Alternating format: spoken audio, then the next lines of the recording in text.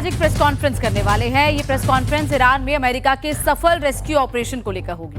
Trump अमेरिकी समय के मुताबिक दोपहर 1 बजे यानी कि भारतीय समय के मुताबिक आज रात 10:30 बजे से ये प्रेस कॉन्फ्रेंस करने वाले हैं। ईरान में पायलट को बचाने के लिए अमेरिका ने बेहद साहसी ऑपरेशन चलाया जो पूरी तरह कामयाब रहा। इस बीच ईरान के ऊपर मार गिराए गए अमेरिकी F-15E नेविगेटर के रेस्क्यू के बारे में नई जानकारी सामने आई है। इजरायली मीडिया के मुताबिक पायलट सिर में गंभीर चोट के कारण बेहोश थे। उन्होंने शुक्रवार को दोपहर 12 बजे पहला संपर्क किया। पकड़े जाने से बचने के लिए पायलट सबसे ऊंची जगह पर चढ़ गए। 10-12 किलोमीटर पैदल चले और एक दरार में छिप गए। फिर वहां से सटीक कोऑर्डिनेट भेजे। इजरायल ने उस इलाके में हमला करने से परहेज किया और खुफिया जानकारी दी। शुक्रवार और शनिवार के दौरान इजरायल को कहा गया कि वो ईरानी डिफेंस सिस्टम को निशाना बनाते रहें। अमेरिकी सेना ने पायलट की लोकेशन से 18 किलोमीटर दूर एक खेत पर कब्जा कर लिया, जहां 2 विमान और छोटे हेलीकॉप्टर्स उतर गए। हेलीकॉप्टरों ने पायलट को दरार से निकाला और खेत में वापस ले गए और इस दौरान जब अमेरिकी विमान खेत में फंस गए तो उन्हें नष्ट कर दिया गया। तो ये पूरा रेस्क्यू ऑपरेशन किस तरीके से चलाया गया वो डिटेल जानकारी सामने आई है। अब आपको बताते हैं कि आखिर अमेरिकी फोर्स ने कैसे इस पूरे रेस्क्यू ऑपरेशन को अंजाम दिया। अमेरिका का F-15 जेट ईरान में मिशन कर रहा था और उसे ईरान के 200 मील अंदर मिसाइल ने हिट किया। मिसाइल लगने के बाद पायलट विमान से इजेक्ट कर गए और प्लेन से इजेक्ट होने के बाद पायलट तुरंत ऊंची पहाड़ी की तरफ भागा और पहाड़ी की दरार में छिप गया। पायलट ने वहीं से रेडियो पर यूएस फोर्स को 3 शब्द का मैसेज भेजा जिसमें कहा था गॉड इज ग्रेट, जिसके बाद अमेरिकी फोर्स ने पायलट के जिंदा होने का पुख्ता सबूत मिला। अमेरिकी फोर्स को शक था कि कहीं ईरानी फोर्सेस तो ऐसे मैसेज नहीं भेज रही हैं। वहीं दूसरी तरफ प्लेन गिरने के बाद IRGC की टुकड़ियां भी पायलट की तलाश में जुटी हुई थी।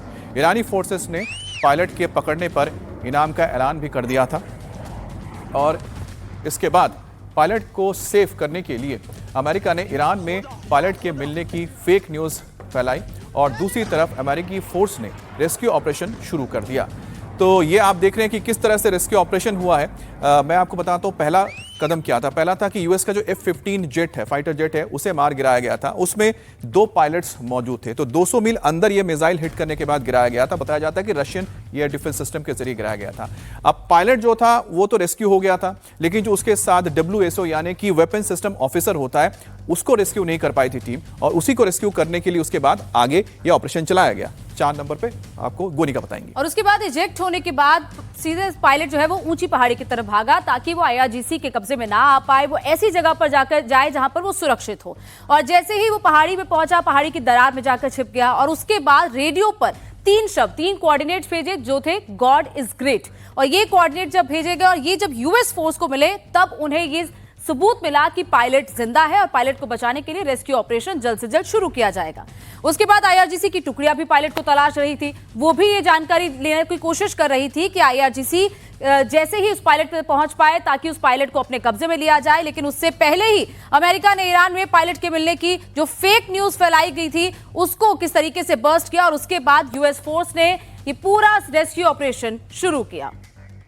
अब अमेरिका ने पायलट को सुरक्षित लाने के लिए 200 कमांडोज को भी तैयार किया था। अब सोचिए कि 4 B-1 बॉम्बर्स ने 100 से जगह पर ये हिट करते रहे और कबीलियाए जो लड़ाके हैं वो पायलट के पास पहुंच गए थे। तो आप देखिए कि इसमें इस्तेमाल किया हुआ था बॉम्बर से 100 बम गिराए गए थे B-1 बॉम्बर से। अब बॉम्ब्स कहां गिराए गए थे वो भी आपको समझना पड़ेगा। वो हाईवे जहां पर ये पायलट यानी कि पायलट और उसके साथ जो WSO था, वेपन सिस्टम ऑफिसर जो था जिसको रेस्क्यू करने के लिए पहुंचे थे, उसके साथ से जो हाईवे जाता है उस हाईवे के ऊपर बॉम्ब्स गिराए गए थे और ताकि उस हाईवे पर ट्रैफिक ना जा सके और IRGC के जो जवान हैं उन तक नहीं पहुंच सके। और साथ ही यहाँ पर MQ-9 रिपर ड्रोन से ईरानी लड़ाकों पर हमले किए जा रहे थे। ये अटैक ड्रोन है जिसके जरिए लगातार जो वहां पर IRGC के फौजें पहुंच रही थी उनको टारगेट किया जा रहा था ताकि जो रेस्क्यू ऑपरेशन चल रहा है जिस जगह पे चल रहा है वहां तक जो ईरानी फोर्सेस है वो पहुंच ना पाए। और अमित, ये रेस्क्यू ऑपरेशन बहुत नाटकीय भी रहा क्योंकि बार बार ये ईरान की तरफ से कहा जा रहा था कि वो पायलट तक पहुंच जाएंगे और जितना नुकसान उन्होंने अमेरिका के हेलीकॉप्टर को जो रेस्क्यू के लिए भी आया था उसको पहुंचाया, ये बातें कही जा रही थी ईरान की तरफ से। लेकिन अमेरिका भी बहुत चालाकी से अगर कहें तो IRGC के लड़ाकों को किस तरीके से उन्होंने डाइवर्ट किया ताकि लगातार उन पर बॉम्बिंग की जा सके। वहां जहां पर पायलट छिपा है उस जगह से उन्हें दूर रखा जाए, ये अमेरिका की तरफ से पूरी कोशिश की गई। अब अमेरिकी फोर्सेस की रेस्क्यू की पहली कोशिश नाकाम रही थी, लेकिन सर्च ऑपरेशन में लगे 2 हेलीकॉप्टर्स पर ईरान ने हमला कर दिया था, जिसके बाद घायल जवान हेलीकॉप्टर्स से कुवैत लाए गए थे और वहां पर इमरजेंसी लैंडिंग करवाई गई थी।